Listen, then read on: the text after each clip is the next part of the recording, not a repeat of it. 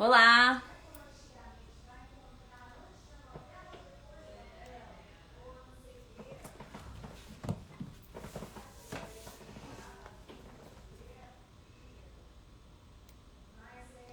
Oi, João, tudo bem? Olá, Francis, Aline, boa noite. Aguardando aqui o pessoal chegar, a Mila chegar, a Andrea, para a gente começar a falar sobre esse assunto super polêmico, essa teoria econômica super polêmica, que tem repercussões tão importantes na perspectiva que a gente tem com relação ao papel que os tributos desempenham no nosso sistema. Para que servem os tributos, né? Será que é para financiar os gastos? Olá, Carol, Mariana, Ana, cara. Gente, um recado. Se vocês tiverem perguntas, preferencial é que mande aqui na caixinha de perguntas, mas vocês podem também mandar pelos comentários que a gente vai caçando. E sintam-se instados a mandar perguntas. A gente sabe que esse é um assunto bastante controverso, então acho que enriquece o debate. Vou passar aqui os convites para a Mila e para a André, que já estão por aqui. Andréia, mandei aí os convites. Olá, tudo bem? E aí, Mila, como é que você tá? Andréia, boa Tudo noite. ótimo. Boa noite, tudo bem? Tudo Oi, ótimo, Andréia, graças um a Deus. prazer. Oi, Micaela, igualmente. É um prazer estar aqui com vocês. Andréia, muito obrigada por ter aceito o convite. Quando a gente... Na verdade, as duas ideias de falar de MMT e de pensar em você vieram juntas, assim. E muito por conta do desenvolvimento lá do grupo de pesquisa do Sérgio, em que a gente acabou tratando desse assunto com uma profundidade que, em ocasiões predecessoras, até no bojo lá do nosso doutorado na UERJ, a gente já tinha tocado. A gente já tinha tocado nesse assunto de MMT, mas foi ali naquele grupo de pesquisa que eu conseguia adentrar com melhores detalhes e me surpreender com esse tema. Porque é um tema que surpreende bastante, né? Para a gente que está acostumado com estudar o direito tributário em uma perspectiva mais tradicional, sobre as bases tradicionais da economia. Então, muito obrigada novamente por ter aceito participar aqui do nosso perfil, com um debate tão profícuo. E para apresentá-la aqui para a galera que está assistindo a gente, a Andréia é conselheira no TCE aqui do Rio, é formada não só em Direito, como também em Economia e Ciências Econômicas, e é mestre e doutoranda lá na UERJ, na linha de Finanças Públicas, Tributação e Desenvolvimento. E como eu já dei a pista aqui fortemente, a Andréia é super habilitada para falar sobre esse assunto que ainda é muito nebuloso para muita gente. Mila, muito obrigada por estar aqui também. E para a gente já começar aqui no tema da live, Andréia, você poderia começar falando um pouquinho sobre o que significa a MMT, o que ela representa e o que é característico dela a ponto de diferenciá-la da teoria econômica tradicional? Boa noite para todos e para todas. Né? Inicialmente, eu gostaria de agradecer muito o convite da Tatiana e da Micaela. Então, é um prazer muito grande, né, poder estar falando desse tema especificamente, do papel da tributação para a teoria monetária moderna. E é sempre bom, né, nós termos a abertura, o espaço para poder debater e refletir sobre essa teoria, que vem aí desconstruindo alguns dogmas, né, ou algumas premissas da teoria econômica tradicional. Então, eu vou começar com uma afirmação, né, da MMT que costuma causar bastante impacto nas pessoas, né, até porque alguns pressupostos da teoria tradicional acabaram se tornando crenças muito arraigadas, né, digamos assim, praticamente incontestáveis para a maioria das pessoas. Então, a teoria monetária moderna, ela diz o seguinte: um governo, ele que emite a sua própria moeda, não tem limites financeiros para gastar. Então, toda aquela construção no sentido de o governo não poder gastar mais do que arrecada, para a teoria monetária moderna, essa é uma ideia completamente equivocada. É uma ideia que não é verdadeira. E por que a MMT diz isso? De forma muito sucinta, muito breve, né? Para a gente compreender essa frase de que um governo emissor de sua própria moeda nunca vai falir, é importante que nós tenhamos a noção, primeiramente, do que seja moeda. Então, um governo que consegue impor essa definição de dinheiro, quando ele diz que só vai receber os seus tributos na moeda que ele emite, e vejam que o pagamento de tributos é uma imposição legal. Então, as pessoas elas devem pagar os tributos naquela moeda específica. Não há opção para as pessoas físicas ou jurídicas de não pagar tributos. E ainda, não há opção de não pagar tributos que não seja naquela moeda emitida pelo governo, salvo, a gente sabe, algumas poucas exceções previstas na legislação. Mas, em regra, todos nós temos que pagar os tributos aqui no Brasil em reais. E vejam que, a partir do momento em que o governo ele impõe essa determinação a todas as pessoas, ele cria automaticamente uma demanda pela moeda que ele emite. Eu, Andréia, tenho que pagar os meus tributos em reais. Lógico que a primeira coisa que eu vou fazer é encontrar um meio de adquirir reais para eu poder pagar os meus tributos. Seja ofertando meu trabalho, seja trocando os meus dólares por reais. Então, eu vou ter que dar um jeito de adquirir reais para poder pagar os tributos. Mas é importante esclarecer que o setor privado, ele nunca vai criar reservas, ele nunca vai criar moeda, nunca vai criar reais. A moeda, ela foi criada previamente com o gasto do governo, quando o Banco Central realizou uma operação de débito na conta única do Tesouro. Eu não sei se vocês querem fazer mais alguma pergunta, se querem interromper. Tudo bem. Então, já que você deu aqui o ensejo para uma pausa na sua fala, será que, por conta dessa afirmação, é correto a gente dizer que a função, que a razão principal, pelo menos no início dessa estruturação do Estado que cobra tributos, a tributação ela foi posta não para financiar diretamente, mas para exercer soberania? Para exercer poder sobre a sociedade? Porque aí você cobrando os tributos, você obriga todo mundo a promover trocas e a girar a economia em torno dessa moeda. Exatamente. Né? O que acontece? O governo, quando ele exige o pagamento de tributos em reais, ele automaticamente, né, vai criar uma demanda por reais.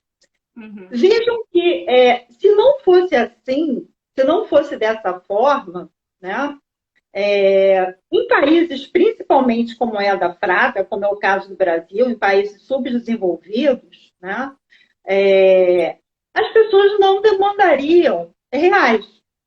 Elas demandariam uma moeda mais forte, como, por exemplo, o dólar norte-americano. Né? Então, até eu vou indicar para vocês um livro do Richard Muff. O nome do livro é The Joy of Sex. Né? Esse livro a gente encontra para download gratuitamente na internet, é só jogar lá o nome. E esse autor ele é bem interessante porque ele é um estudioso, é um economista, estudioso da tributação e também da teoria monetária moderna. E ele trata de todas as funções do tributo. Então, o que acontece? Como é que se dá, como a Tatiana me perguntou, né? Como é que se dá essa correlação entre a MMT e as funções do tributo? Vejam que é o governo que emite e que cria a sua moeda através do Banco Central. O Tesouro Nacional, ele possui uma conta no Banco Central, assim como as demais instituições financeiras também possuem contas no Banco Central. Então, quando o Tesouro Nacional ele deseja promover um gasto, como, por exemplo, o pagamento de servidores públicos, há uma mera operação contábil. Então, vai ocorrer um débito na conta única do Tesouro, com um correspondente crédito nas contas que os bancos possuem também no Banco Central. E essas instituições financeiras irão creditar os respectivos valores nas contas correntes dos servidores públicos. E os valores desses lançamentos serão exatamente iguais. Ou seja, a cada débito corresponde em igual valor um crédito, é o método das partidas dobradas, que é uma regra básica da contabilidade. Sim. E como houve esse débito na conta do Tesouro, essa conta ficou deficitária, ao menos inicialmente deficitária. Foi feito um débito nessa conta. O Banco Central, então, ele faz um crédito nessa conta para compensar o débito já realizado. E esse crédito nada mais é que a criação de moeda. Sim. Vejam que é uma operação meramente contábil, né? Esse cria moeda apertando um botão de computador, fazendo um crédito na conta única do Tesouro Nacional. Só que a gestão de política monetária, ela não se restringe ao Banco Central promover créditos na conta única do Tesouro Nacional para compensar os débitos já realizados. Então, vejam que se a política monetária fosse somente isso, ou seja, a cada débito na conta única do Tesouro, o Bacen automaticamente faria um crédito. Uhum. Isso iria acabar provocando uma injeção de liquidez excessiva no mercado. Seria uma criação de moeda indefinida, contínua, para fazer frente aos gastos realizados pelo governo, o que, em algum momento, pelo fato de haver muita moeda em circulação no mercado, acabaria provocando o aumento dos índices inflacionários. E traria problemas também com relação à gestão da taxa de juros na economia, que, nesses casos, tenderia a zero. Vejam que o Banco Central ele perderia a gestão de política monetária, porque ele perderia o controle desse parâmetro de taxa de juros se ele só injetasse moeda na economia. Sim. O que a gente tem que ter em mente, né, e o que choca demais as pessoas, é uma desconstrução que eu mesma, quando comecei a estudar MMT, eu fiquei apavorada, né? Porque a MMT diz o seguinte: primeiro ocorre o gasto público, para só depois ocorrer a arrecadação tributária. Sim. Então, vejam que desde que a gente se entende por gente, a gente tem a lógica diametralmente oposta. Que o Estado ele precisa primeiro arrecadar tributos para depois gastar. E não é assim que acontece. Por que eu falei esse economês todo, essas operações, né, contábeis que acontecem? Primeiro ele gasta, né, com o débito na conta única do Tesouro, e depois, para não haver esse excesso de liquidez na economia, ele vai precisar retirar essa circulação de moeda. Como é que o governo faz isso? Né? Uma das maneiras do governo fazer isso, né, é através da arrecadação tributária. Então, quando ele cobra tributos, ele retira a parcela daquele gasto que provocou uma injeção de liquidez no mercado. Então, ele tributando, ele vai retirar a parcela do gasto que provocou uma moeda em circulação. Tá, assim, complicado ou está dando para entender? Não, Andréia, eu estou, assim, impressionada com a sua fluência, primeiro tratando de um tema extremamente difícil, né?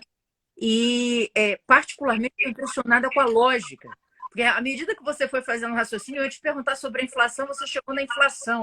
Aí pelo menos eu estou feliz que eu estou acompanhando, estou entendendo os raciocínios todos aqui e estou achando sensacional, porque eu jamais iria imaginar a tributação como uma forma de controle e para segurar, por exemplo, a inflação pelo excesso de moeda disponível. Eu jamais pensaria nisso. Eu achei assim, um racional extremamente interessante. Agora, o que me aguça a curiosidade é justamente, bom, a tributação é uma dessas formas de a gente poder fazer esse controle monetário. Agora, quais seriam as outras premissas que poderiam segurar e evitar que, por exemplo, esse governo ele gaste, porque essa lógica de você gastar antes de você receber, na verdade, é a estrutura da própria lei orçamentária. Tudo bem que eu fixo despesas levando em conta receitas, mas receitas que eu não recebi. Na maioria, eu tenho uma previsibilidade delas. Então, se a gente for ver, esse racional que você trouxe da teoria econômica bate muito com a realidade prática da execução orçamentária, que funciona assim. A gente tem os gastos e a receita ela vai entrando. Algumas vezes a gente antecipa essa receita por alguns créditos adicionais, mas esse é o racional. E aí eu queria que você entrasse um pouco mais na explicação de quais seriam essas premissas dentro da teoria para esse controle da expedição monetária e impedir que esse controle gere inflação. Como eu falei antes, né, o governo ele promove o gasto público primeiro e, após o gasto público, a fase seguinte é realmente uma injeção de liquidez, é um aumento da circulação de moeda. O governo, então, para fazer a gestão de política monetária e evitar, por exemplo, uma hiperinflação ou um descontrole do câmbio, porque também excesso de moeda provoca descontrole do câmbio, para evitar, digamos, esse caos de política monetária, ele vai precisar retirar esse dinheiro que está em circulação, tá? Provocado inicialmente pelo gasto público. Uma das maneiras, como eu falei, é através da arrecadação tributária. Uma outra maneira, um outro mecanismo que também é muito utilizado, tá? É através da compra e venda de títulos públicos, o que vai impactar também no endividamento público. Sim. Como é que se dá isso, Andréia? Bom, quando o Banco Central ele precisa retirar, né, ou injetar liquidez do mercado, a depender das circunstâncias, ele vai fazer a compra ou venda de títulos públicos. Uma das formas de retirar a liquidez do mercado é através da venda de títulos públicos. O Bacen ele vai até as instituições financeiras com títulos públicos, né, valor nominal, e tem lá, né, os ganhos financeiros com aquele título, enfim. Né? Ele vai até o mercado, faz uma oferta para os eventuais interessados. E nessa situação, o Bacen ele entrega os títulos públicos para os compradores e os compradores, concomitantemente, entregam dinheiro para o Banco Central. Então, vejam que é uma operação normal de venda. Quando ele entrega os títulos, ele recebe o dinheiro dos compradores, então ele está retirando moeda de circulação. Quando o Banco Central ele deseja uma situação oposta, ou seja, aumentar a liquidez do mercado, aumentar a moeda em circulação, ele também pode fazer uso dos títulos públicos. Ele vai até os detentores desses títulos, faz uma oferta, e havendo aí a concordância, o acordo de vontades, o Banco Central ele recebe esses títulos que ficam em sua carteira e entrega dinheiro para os proprietários. Né? É uma operação também, uma operação normal de compra. Uhum. Aqui, não sei se vocês conseguiram pegar aí o mecanismo. Né? Quando ele vende títulos públicos, né, ele retira a moeda de circulação. Quando ele compra, né, ele tira o título dos detentores e aumenta a circulação de moeda. Deu para entender ou não? Ficou confuso? Não, deu sim. E aqui eu queria... Posso pegar aqui um outro caminho para um ponto que eu acho que assim, é super importante da gente discutir, principalmente dentro das circunstâncias que a gente está vivendo hoje, da nossa economia aqui no Brasil. Primeiro, eu queria só também complementar as últimas duas falas no seguinte sentido, que os defensores da teoria tradicional, eles normalmente criam um conflito, né, com quem está estudando MMT, falando dessa necessidade de prudência na gestão dos gastos e com a correlata política fiscal que é estabelecida, e que os gastos eles não podem ultrapassar aquele ponto ótimo do equilíbrio. E a MMT, como você falou, ela acaba evidenciando que os gastos vêm antes e que a emissão, essa prerrogativa de emissão da moeda ela advém de uma presunção de que o Estado ele não vai quebrar, e isso traz uma maior flexibilidade para os gastos, o que eu acho que, primeiro, mostra como que a gente parte de uma premissa hipócrita, porque já funciona dessa maneira, o gasto vem antes e a tributação depois.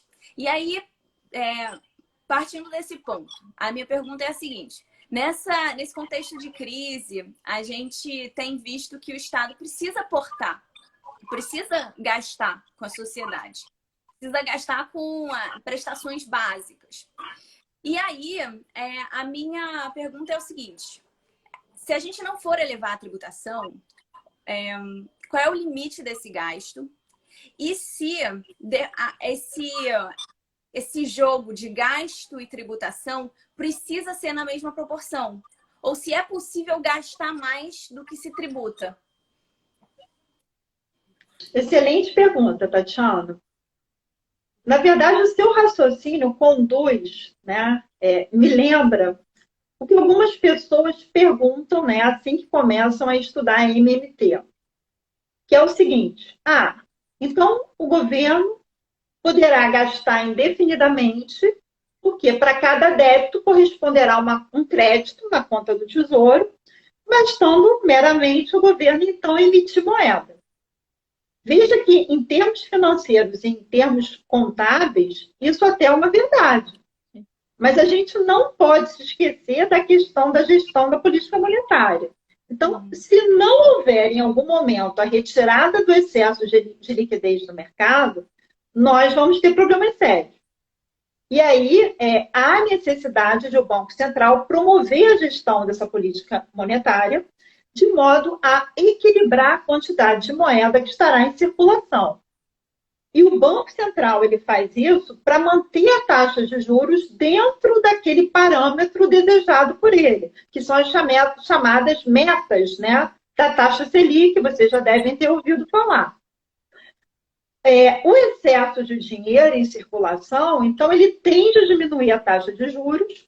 Já a restrição de liquidez, ela tende a aumentar a taxa de juros. Então, na gestão de política monetária, o Banco Central ele controla a quantidade de moeda em circulação e também a taxa de juros na economia. Aí a Tatiana me pergunta, né, há algumas situações em que o gasto ele pode vir a superar a arrecadação tributária? Nós estamos vivendo uma situação assim, né? Por conta de uma pandemia, nós tivemos aí lockdown em diversas partes do mundo, totais e parciais, aqui no Brasil também. A gente vê aí, basta analisar os indicadores econômicos em 2020, que foi um ano realmente em que a pandemia chegou com tudo, nós tivemos aí paralisação de diversas atividades, aumento de desemprego. Então, veja bem, se numa situação como essa, o governo opta, né, eu diria que seria uma política suicida. Vejam que, né, aumento de desemprego. Se aumenta o desemprego, a renda das pessoas diminui. As pessoas estão consumindo menos. Se as pessoas estão consumindo menos, os empresários, por tabela, vão investir menos. E se eu sou uma empresária e não tenho demanda para os meus produtos, né, como é que eu vou investir na minha atividade? Não tem como. Então, esse é o momento em que o governo e que o Estado precisa atuar. E isso foi feito no mundo inteiro. Não foi feito só no Brasil. Né? Isso foi feito o quê? Com a instituição de benefícios assistenciais, né, para pessoas em condição de miserabilidade, instituição de benefícios para os desempregados, né, concessão de subsídios, empréstimos subsidiados para as empresas, É claro que, né, nem em todos os países isso foi feito de uma forma uniforme ou de maneira adequada como deveria ter sido feito. A gente observou os países aí, em regra, adotando essas medidas, mas com algumas diferenciações a depender do país.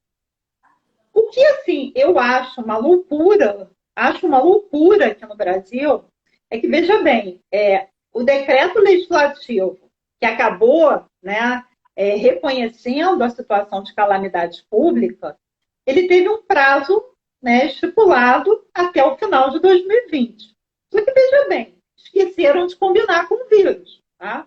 Porque não só a crise sanitária continuou, mas a crise econômica oriunda da crise sanitária nós estamos tendo aí reflexos até hoje. Então, veja bem, hoje a gente tem no Brasil o que os países desenvolvidos não estão fazendo. Se você analisar Estados Unidos, até mesmo a União Europeia em menor proporção, mas, por exemplo, o governo Biden, né, ele está aí, adotou uma série de benefícios assistenciais, né, benefícios de concessão de renda mesmo para os desempregados, né, créditos que são disponibilizados, né, para as empresas, investimento, né, dinheiro para investir mesmo em atividades que possam aí, trazer aí um desenvolvimento econômico. Então, o que eles estão fazendo nos Estados Unidos é gastar muito acima daquilo que eles estão arrecadando, né, mas muito acima, como também na União Europeia. Infelizmente, aqui no Brasil, é claro que nós temos aqui no Brasil restrições maiores. Né? A nossa moeda não é uma moeda forte, como é o dólar, como é o euro. Mas, se nós optamos aqui pela manutenção de um teto de gastos, por políticas de austeridade fiscais, políticas de contenção de gastos, num momento como esse, em que a gente ainda está sofrendo reflexos, né, de consequências econômicas por conta da pandemia, me parece que a gente vai acabar restringindo ainda mais o poder aquisitivo da população, restringindo os investimentos, né? E aí, a consequência, a gente sabe que o PIB, ele é o quê? Ele é o somatório do consumo, mais investimento, mais gasto de governo e mais o resultado de exportações e importações, a balança comercial. Então, se a gente está constrangendo aí gastos da família, de empresas, e o governo vem com essa, né, a gente sabe que, tudo bem, foram instituídos benefícios, tem assim, o Auxílio Brasil, enfim. Mas se o governo mantém um teto de gastos numa situação como essa, porque veja que para aumentar o PIB, como eu falei, é um somatório, é consumo, mais investimento, mais gastos de governo. Então, como o consumo e investimentos estão caindo, para você não deixar a coisa aí para o fundo do poço, o PIB para o fundo do poço, você tem que compensar com aumento de gasto de governo. É uma operação aritmética, né? Uma mera operação aritmética. Tem que ter uma compensação aí. Mas se está diminuindo o consumo, está diminuindo o investimento, e o governo resolve cortar gastos, a tendência é que realmente a gente aí vai ter problemas graves com relação aos índices de crescimento, ao PIB da economia. Sim. Consegui Andréia, responder? eu queria aproveitar. Assim, não sei se você conseguiu responder. Para mim, respondeu muito bem a pergunta da Tati. Tati. Não, sim, perfeitamente. Perfeitamente. Queria só aproveitar, Andréia, e te fazer uma pergunta com relação ao seguinte. Eu achei muito interessante essa sua colocação e, ouvindo ela, eu fiquei refletindo aqui sobre os projetos de lei de alguns deputados e senadores no sentido de criar empréstimo compulsório por calamidade e criar imposto sobre grandes fortunas, por exemplo. Nesse cenário, onde, a priori, a lógica é justamente o Estado entrar colocando mais dinheiro para justamente fazer a economia circular em razão de uma retração natural, a absorção desse capital por meio da tributação não seria indevida nesse momento? Bom, Micaela, para nós podermos, né, como eu falei para você, retirar, né, essa moeda que é criada com gasto público de circulação, o Estado ele pode optar, né, por aumentar a carga tributária. Aí a teoria tradicional vai dizer o seguinte: bom, se nós aumentarmos a carga tributária, né, para a teoria econômica ortodoxa, tradicional, né, os tributos devem ter uma lógica distributiva neutra. Quanto menos o Estado tributar, menos ele vai exercer influência, ele vai trazer consequências alocativas, né, para o mercado, influenciar nos preços que são livremente, né, realizados no mercado. A MMT, e não é só a MMT, né, a teoria keynesiana, outras teorias heterodoxas, não concordam com essa assertiva. Nós podemos, sim, aumentar a carga tributária, né, até porque nós precisamos tirar aquele dinheiro de circulação. Só que, veja bem, esse aumento da carga tributária tem que ser um aumento inteligente. Vejam que, né, isso já está estatisticamente comprovado. Vocês que são tributaristas sabem até melhor do que eu. Vejam que as pessoas com menor poder aquisitivo, elas gastam uma parcela de suas rendas muito maior com o consumo. Praticamente tudo que elas recebem, elas vão consumir. Ao contrário das pessoas mais ricas, que vão gastar uma parcela muito menor de suas rendas com o consumo, tá? E vão poupar o restante. O poupar aqui, a poupança que eu falo, em sentido lato, tá, gente? É todo tipo de investimento. Não é só um investimento poupança. Então, qual seria a forma inteligente de nós aumentarmos a carga tributária, tá, sem prejudicar o PIB do país? Porque lembra que eu falei para vocês? As pessoas mais pobres são as que mais gastam as suas rendas com o consumo.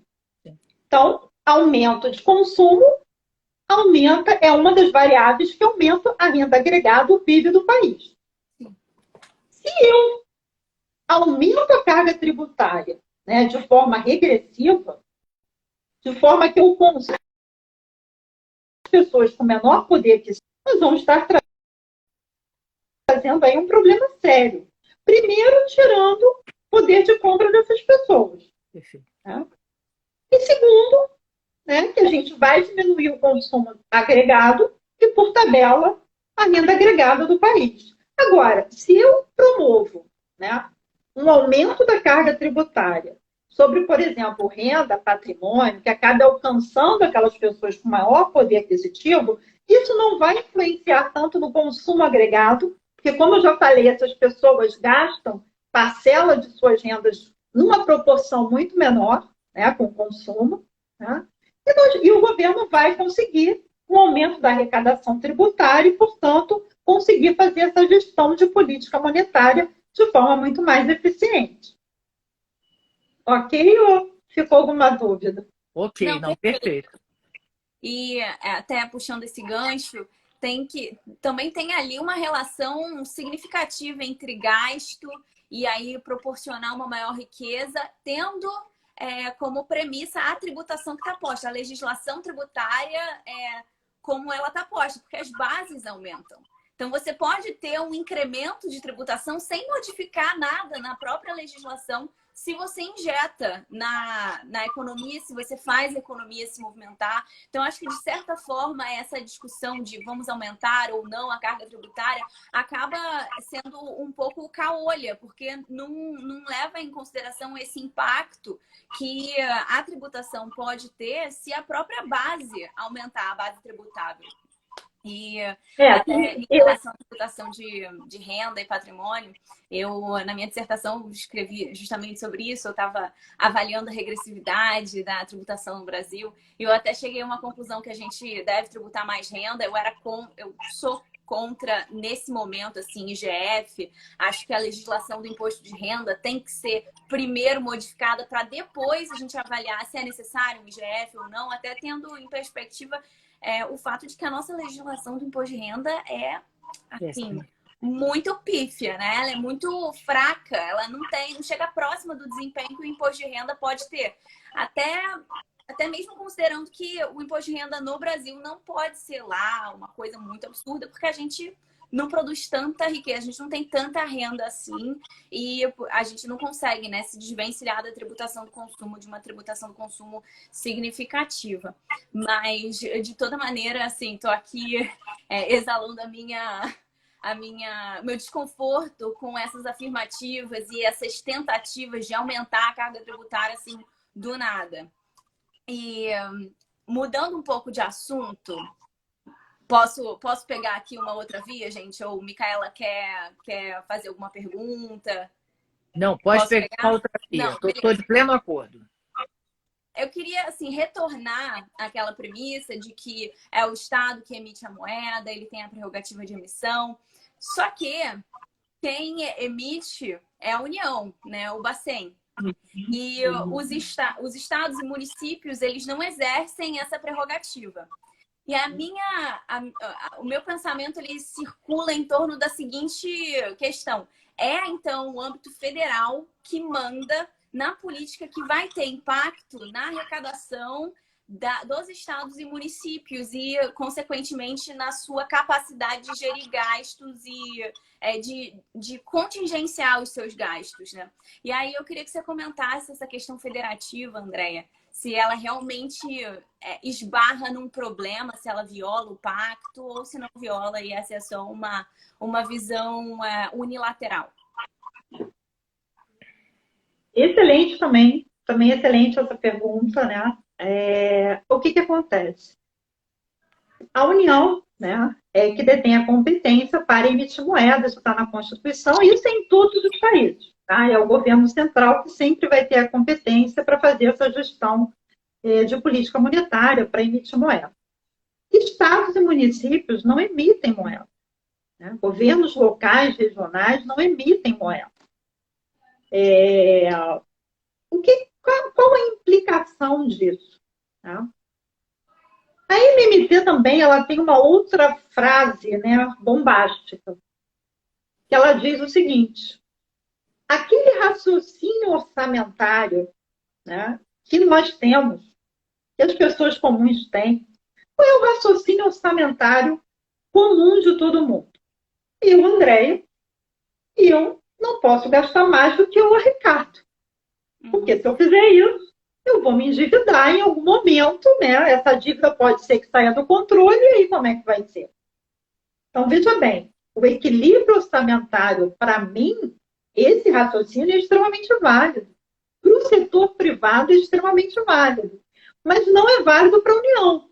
Como eu falei para vocês, a União, ela gasta antes de arrecadar, não significa que ela possa gastar de forma indefinida, né? O céu é o limite, não é verdade, porque isso vai trazer consequências econômicas graves, tá? Ela precisa fazer essa gestão de política monetária para controlar essa circulação, equilibrar essa moeda em circulação. Não é uma coisa simples, tá? Essa gestão de política monetária não é uma coisa simples, mas a única que tem condição de fazer isso é a União. Ninguém mais. Para os estados e municípios, prevalece a lógica do orçamento Andréia. Eles não podem gastar mais do que arrecadam. Justamente porque eles não têm essa opção de criar moeda. Lembra que eu falei para vocês que eu preciso demandar reais para pagar meus tributos. O que eu tenho que fazer? Oferecer, né, o meu trabalho. Eu tenho que, de alguma forma, conseguir reais. Né? Eu não vou criar reais do nada. Da mesma forma, os municípios e estados não vão criar reais do nada. Então, como nós poderíamos resolver, principalmente no Brasil, esse problema de vários estados estarem já há anos em uma situação de insustentabilidade fiscal e municípios também. Tá? Vejam que nós temos, não vou dizer que não exista ou não existiu aí, né, gastos completamente inadequados, sem planejamento, realizados de forma patrimonialista. Tudo isso a gente sabe que aconteceu e acontece, né? A verdade é ela. Mas nós temos aqui no Brasil um problema sério com relação à receita de estados e municípios. Os tributos que são da competência, né, desses entes, o fato é que, em regra, não são suficientes para cobrir os gastos. Tá? Até porque, vejam bem, quando a gente vai analisar execução de políticas públicas, é sempre o Estado e o município que fica com a parcela de execução muito maior, tipo o SUS, Fundeb, né? A execução é sempre para quê? Estados e municípios. Aí fala lá, a União tem que complementar com recursos. Né? A gente viu aí há pouco tempo o calote, né? Vamos usar essa palavra, que a União deu no antigo Fundeb, que hoje em dia é Fundeb.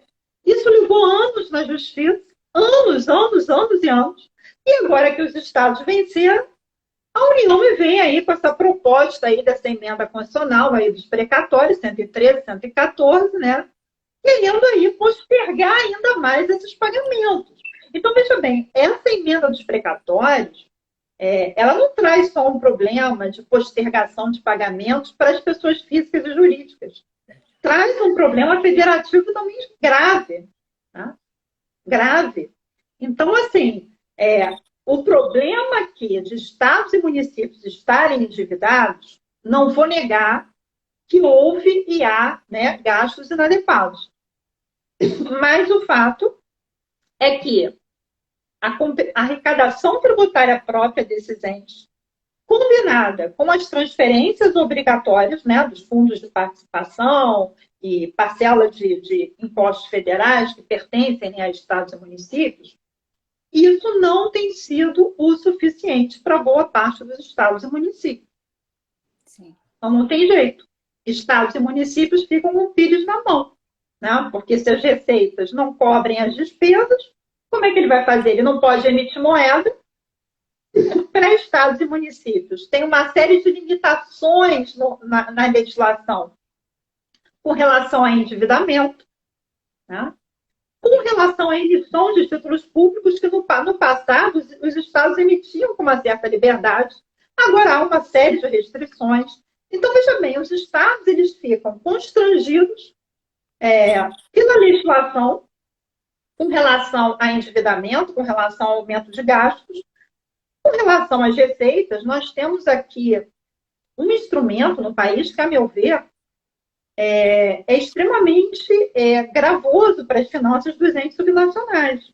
Nós temos as famigeradas transferências voluntárias, que acabam, né, se transformando em instrumentos de barganha político. Sim. Vide o orçamento secreto aí. Né? O que acontece? O prefeito, o governador, que é, né, da base de apoio do presidente, ou de algum ministro que seja, que tenha lá, né, a sua dotação lá orçamentária para transferir para estados e municípios, ele vai receber esses recursos. Transferências voluntárias, tem que fazer um convênio e tal e tal.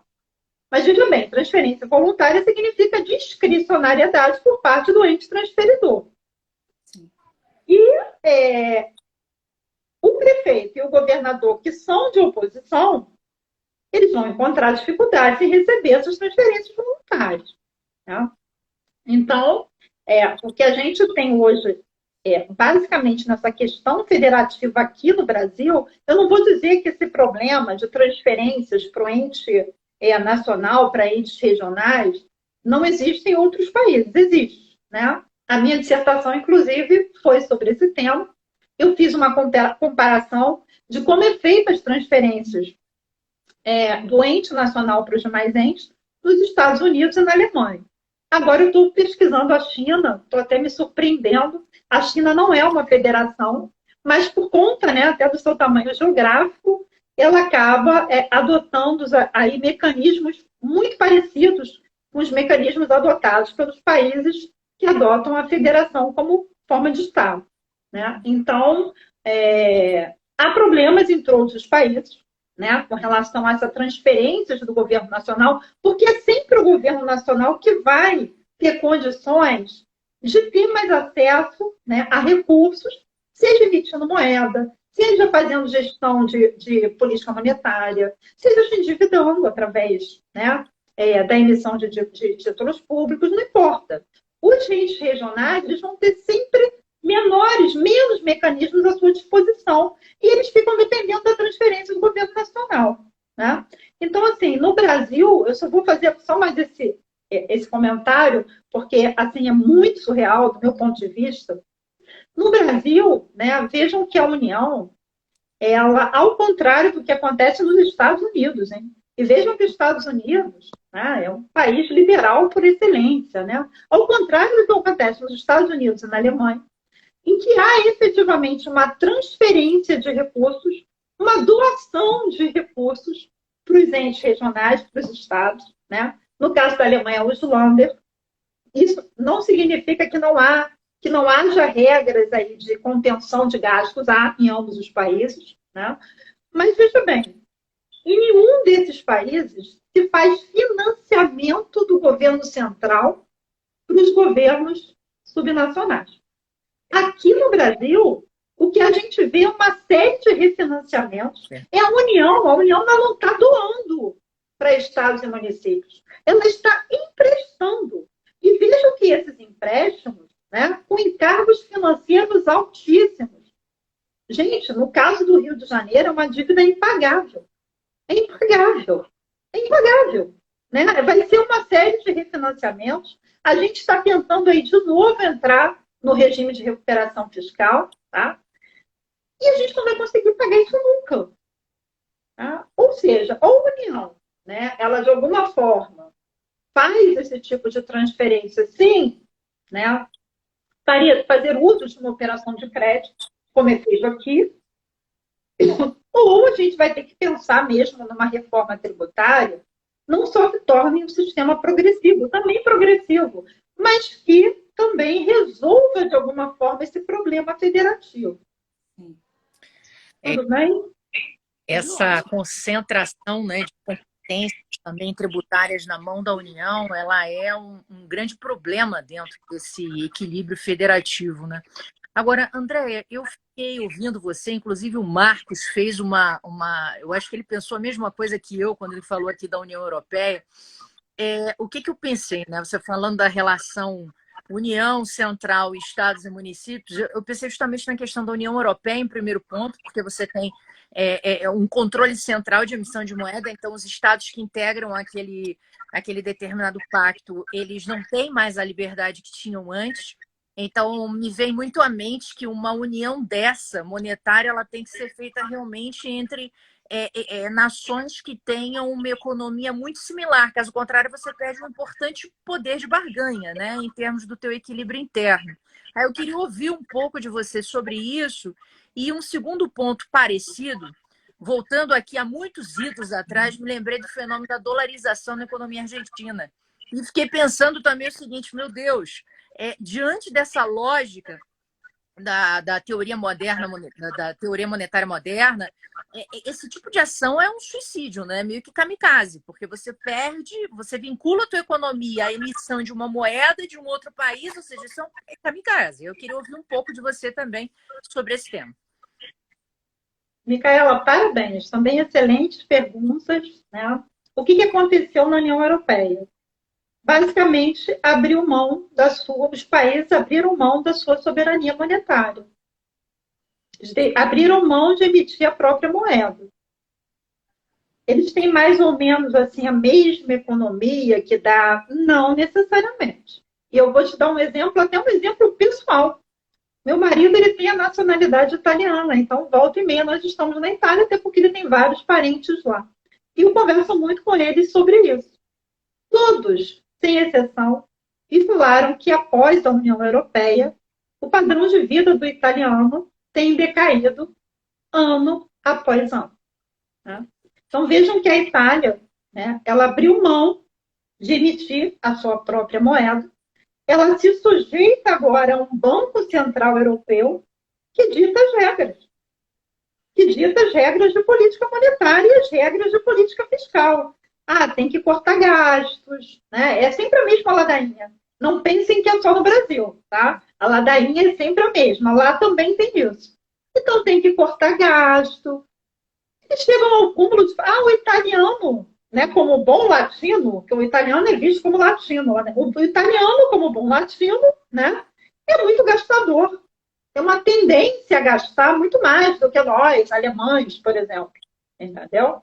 Então, eu ouvi essas pérolas lá. Né? Então, assim, com isso, né, a Itália ela se submeteu a todo um regramento fiscal de contenção de gastos.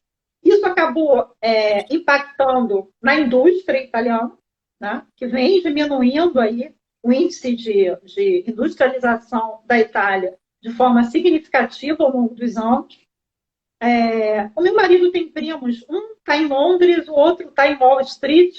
As pessoas saem, né? Os jovens saem da Itália, os mais novos saem da Itália, porque realmente o índice de desemprego, não vou dizer que seja igual ao brasileiro, mas comparativamente aos demais países da União Europeia, lá na Itália é bastante elevado.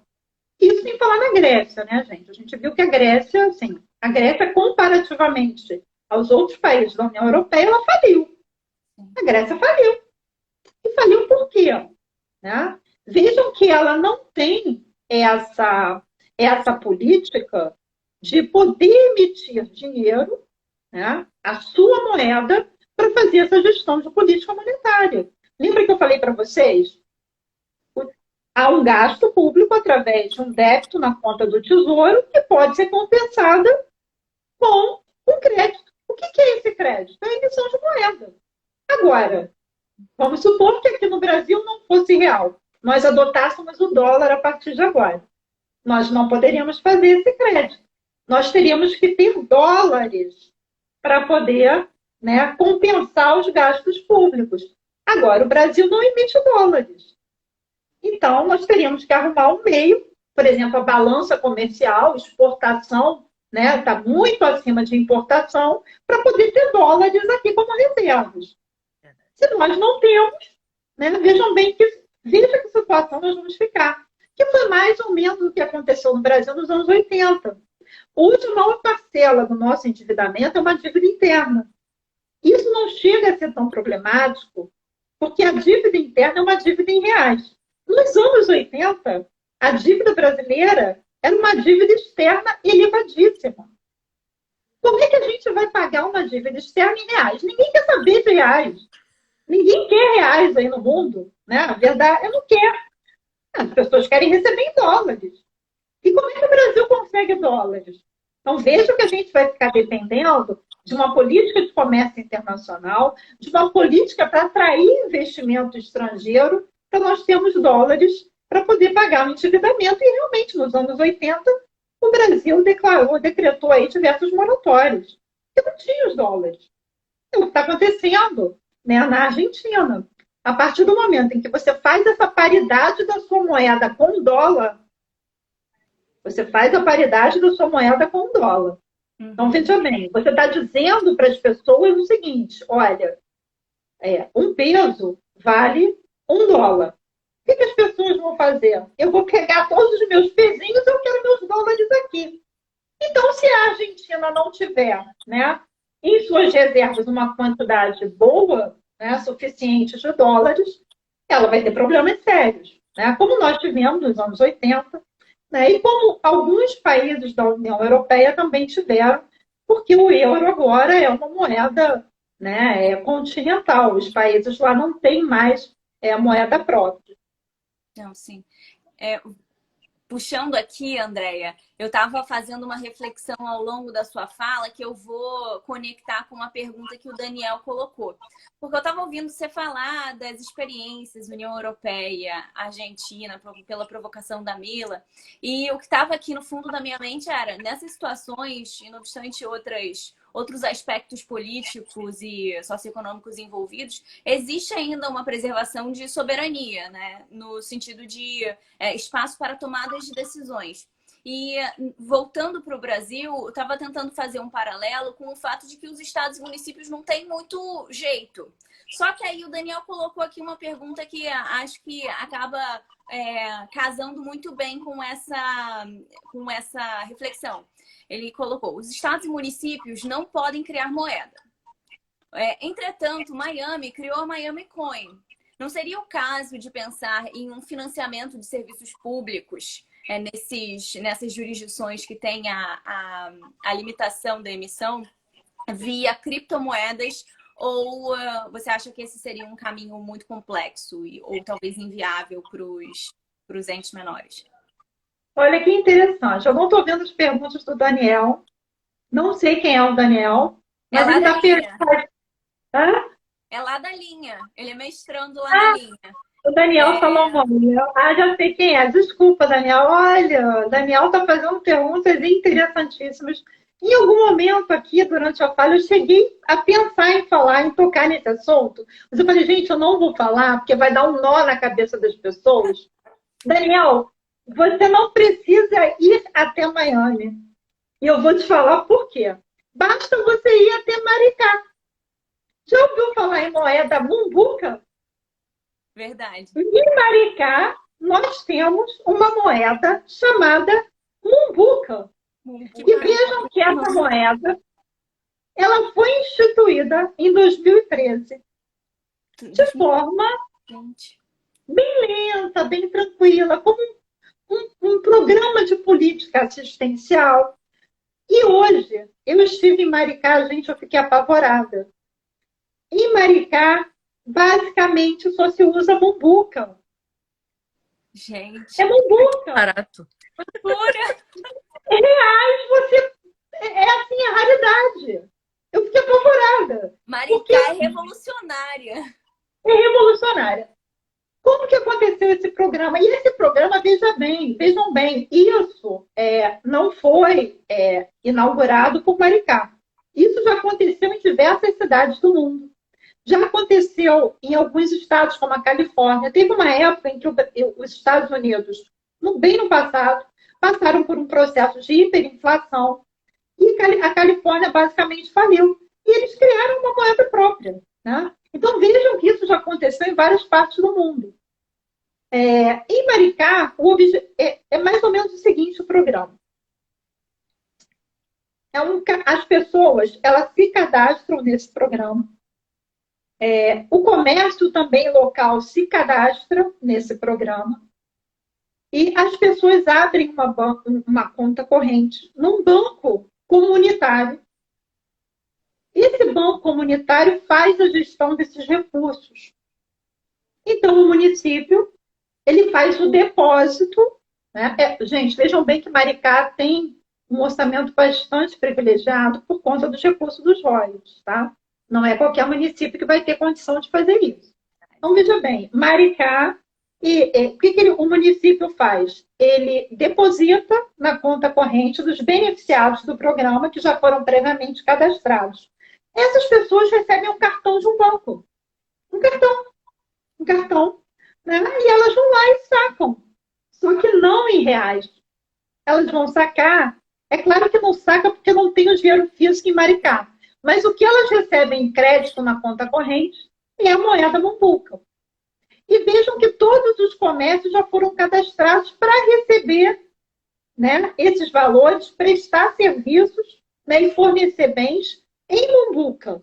Então, o objetivo do programa era o quê?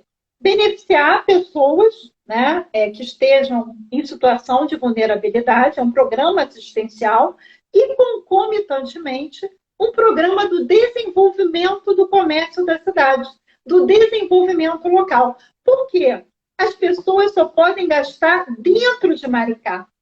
Se Maricá concedesse esse benefício em reais, provavelmente as pessoas iriam até Niterói, porque em Niterói nós temos assim mercados maiores, que em Maricá não tem. Então as pessoas iriam até Niterói ou outro município e gastariam esse dinheiro em outros municípios. Em Mumbuca, como é só aceito em Maricá, eles só podem gastar em Maricá. E, gente, vejam que assim, é salão de beleza, é farmácia, é mercado, né? É tudo é Muvuca. Então, Maricá realmente vem conseguindo melhorar de forma significativa os índices, né, de crescimento, desenvolvimento do comércio no local e também os índices, diminuir os índices de empobrecimento da população. Esse programa hoje, ele está assim, tão estabelecido em Maricá, que a preocupação hoje é a seguinte, né? A gente sabe que os royalties são recursos, né, que têm prazo para acabar, são recursos renováveis, né? Então, a gente sabe que tem uma ADI também no Supremo, tratando dessa repartição de recursos dos royalties.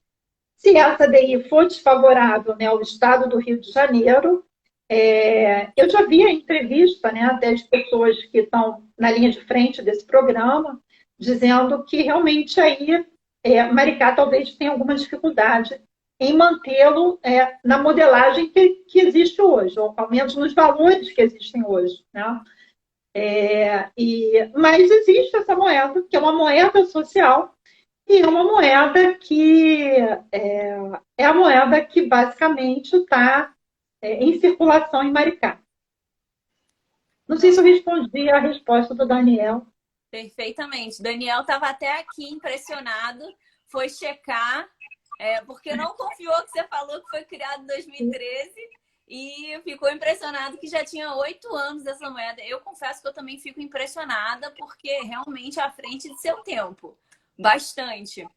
E, bom, Andréia, eu tô, assim, embasbacada. Com certeza, essa acaba sendo uma via possível, mas com a limitação de alguns municípios e estados terem condições ou não. Você vê alguma possibilidade de tornar isso mais equânime? Uma pergunta que também estava um pouco na minha mente era, e aí eu acho que você pode aproveitar esse finalzinho de live para falar sobre os dois. Será que a gente tá batendo muito nessa tecla de como viabilizar os gastos e a gente não deveria repensar na distribuição de competências materiais? Porque isso era um fio que estava me passando a mente durante toda a nossa conversa aqui nessa live. O que acontece? Nós temos um problema, né, de distribuição, não só, né, de tributos, de competências de tributos, né, como a Micaela já tinha falado, basicamente toda concentrada no governo nacional, né, e também as competências administrativas, materiais concentradas, né, no governo nacional. A gente tem aquele rol lá, os artigos 20, 21, 22, lá da Constituição, enfim, que acaba se concentrando as competências administrativas e legislativas no âmbito da União, né? Há críticas contundentes com relação, digamos assim, por parte do Supremo, né? Que quando os estados tentam, né? A gente sabe que as constituições estaduais são basicamente a cópia, né, da Constituição Federal. Quando os estados tentam trazer alguma coisa diferente, vem o Supremo e diz, não, né? Não pode. Tem que seguir aí, né? É uma norma, legislação nacional, papapá. Há vários autores constitucionalistas que tratam desse tema muito bem, dessa repartição de competências, né? Que traz problemas sérios para o nosso federalismo. Eu destaco um problema gravíssimo dessa má repartição de competências. Vou destacar um problema gravíssimo, né? Vejam que, como praticamente tudo se concentra, né, na União, em termos legislativos, o Congresso, né, o presidente da República, enfim, a União, ela legisla muitas das vezes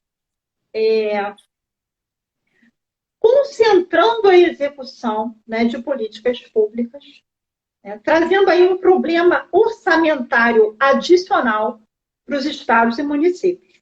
Um exemplo muito simples, tá, gente? E assim, eu não estou aqui criticando, longe de mim, de estar criticando um piso nacional para os professores. Até porque eu sou extremamente favorável, né, à adoção desse piso nacional. Mas veja bem, quando a União legisla impondo um piso nacional a uma categoria, né, sem concomitantemente prever recursos nacionais da União, que vão ser transferidos da União para estados e municípios, né, implantarem esses pisos, vejam que a União, porque ela concentra, né, competência legislativa, ela cria obrigações para os estados e municípios. E muitas das vezes a criação dessas obrigações não está, né, acompanhada dos recursos que vão fazer frente a essas obrigações. E a União está sempre, né?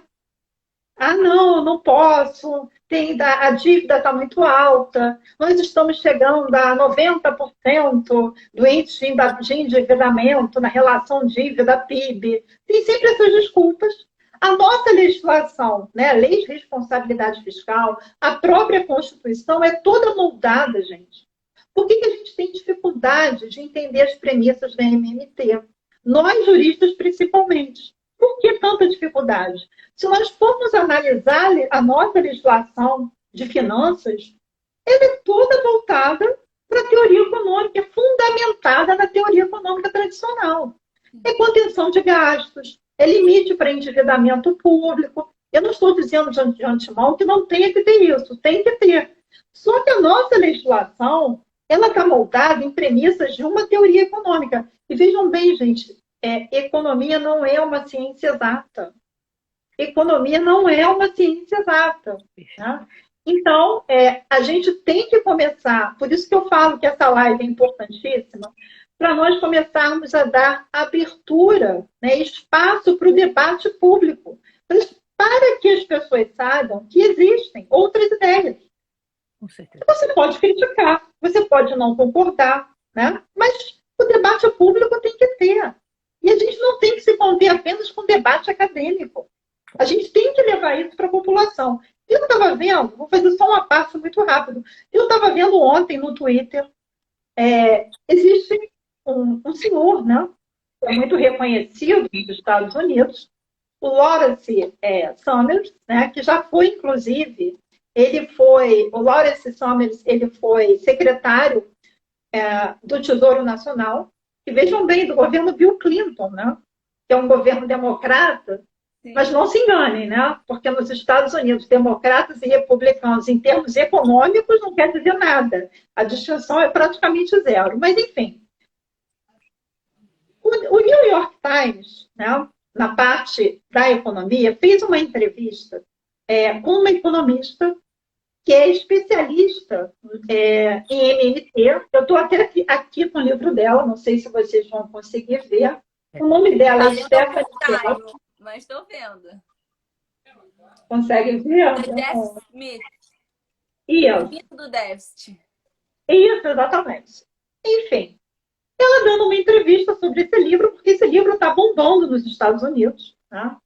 Aí me vem esse senhor, né? E vou ver se eu consigo achar aqui na minha tela. Consegui. Olha o que ele fala. Vou traduzindo. Ele fala em inglês, né? Está no Twitter. Lamento ver o New York Times levando a sério a MMT como um movimento intelectual. É o equivalente a divulgar dietas da moda, curas charlatãs do câncer ou teorias criacionistas. Vejam, gente, assim, a violência, né? E isso teve uma repercussão. A crítica dos economistas ortodoxos, né, com relação a um espaço que foi dado para que a Stephanie Kelton desse uma entrevista. E olha que eu li a entrevista e eu achei, né, a jornalista até bem irônica com relação à MMT. Mas só pelo espaço, né, que foi dado, gente, entrem no Twitter. Assim, está tendo uma reação assim absurda. Assim, gente, aí a conclusão que eu chego, algumas pessoas falaram o seguinte, isso aí, esse cara está sendo misógino. Eu acho até que teve uma certa dose de misoginia, sim, porque tem um norte-americano chamado Randall Wright, né, que ele já trata da MMT há décadas. E ele já deu várias entrevistas em jornais de ponta e nunca houve uma reação como essa. Então, quando ela dá uma entrevista, a reação assim é absurda, né? Uma coisa assim, violenta, eu diria. Né? Então, algum grau de misoginia eu acho que há, sim. Mas também eu acho que há por trás disso, né, aquela vontade de se impedir o debate público da MMT. Então, se nós formos analisar, né, as revistas top de economia do mundo, podem analisar, né? Só tem espaço para teoria econômica tradicional.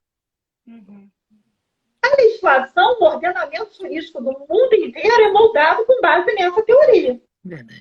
Então, a gente acaba aceitando isso como verdades absolutas. E, repito, economia não é uma ciência exata.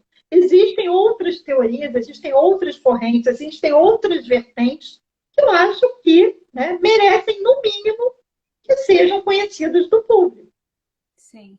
Eu estava até com uma pergunta para fazer para você que tem a ver com isso. Porque, fora esse exemplo no Twitter do Summers, eu já vi várias críticas à MMT que são muito ácidas, são pouco técnicas e mais ácidas. E aí eu ia te perguntar por que da teoria tradicional a MMT recebe tanta acidez e se seria por conta do espaço que ela vem ganhando. Se você identifica um ganho de espaço ao longo dos últimos anos pela MMT, pelos autores que trazem essa abordagem. Sim, a MMT ela vem ganhando, né, esse espaço, não só na academia, né, também em publicações, em revistas, né, reconhecidas, em vários eventos que são realizados no mundo inteiro. Né? Esses autores que tratam da MMT, realmente, eles estão sempre em vários eventos. Isso, gente, é um movimento mundial. Tá? E acabou vindo para o Brasil, acho até que de forma atrasada.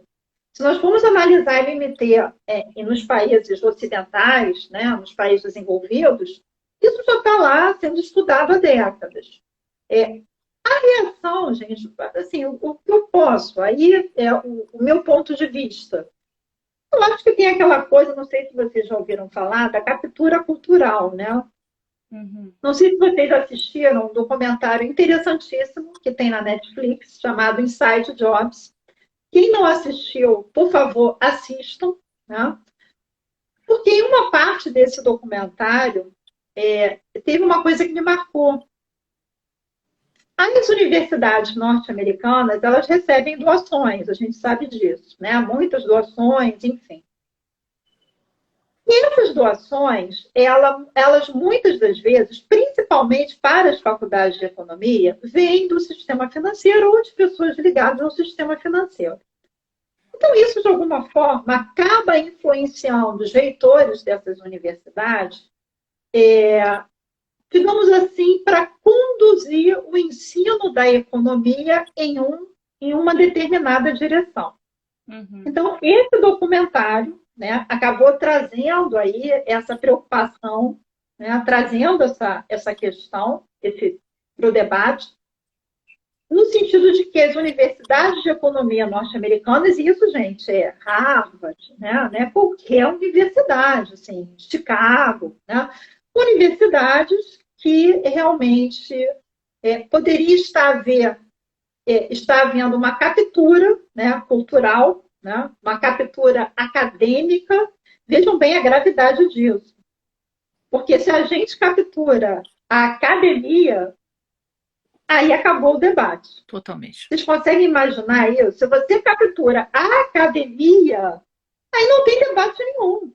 Porque, veja bem, só vai ser ensinado aquilo como uma verdade absoluta. Ainda bem que isso não existe ainda no Brasil. Mas eu confesso que eu fiquei bastante preocupada vendo esse documentário, que me parece que é algo que está crescendo, né, nos Estados Unidos, e eu espero que as pessoas lá resistam. E resistam veementemente. Né?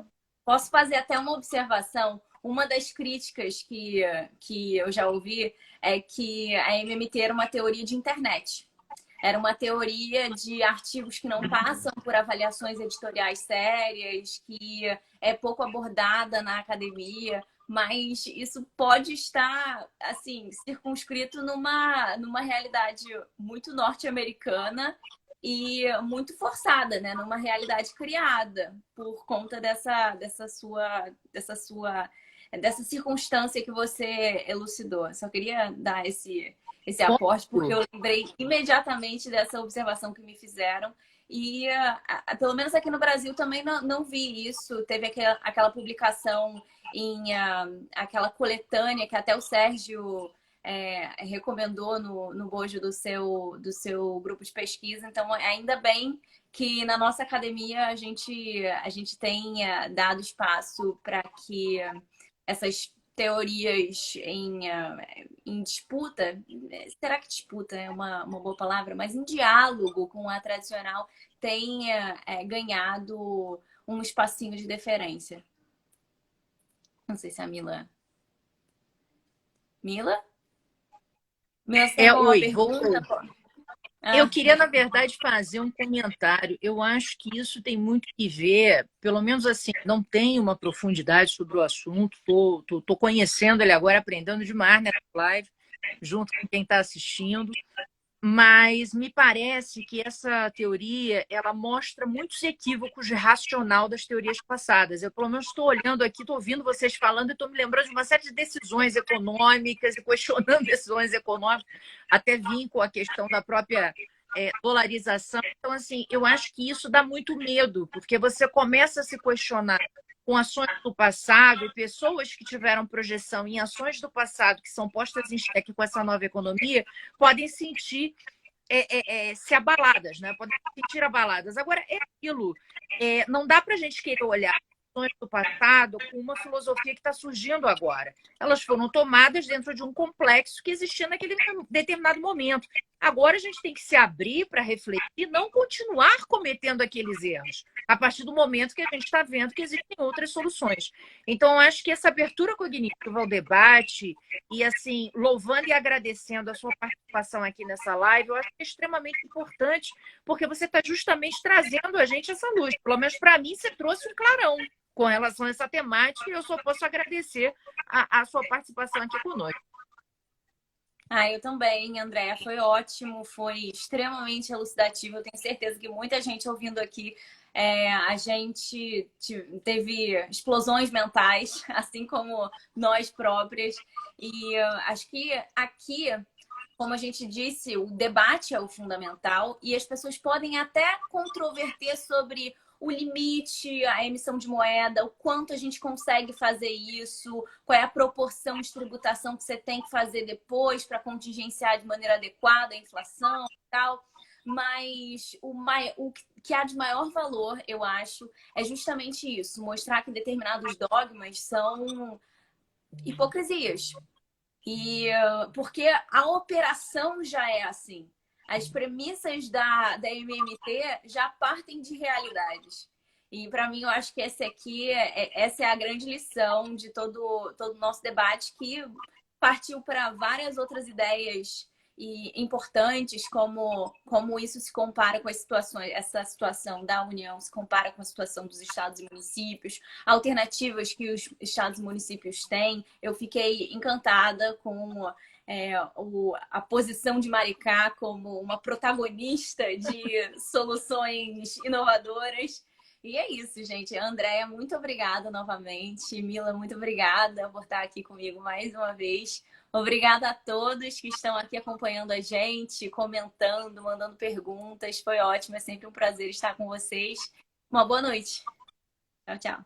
Boa noite, gente. Tchau, tchau.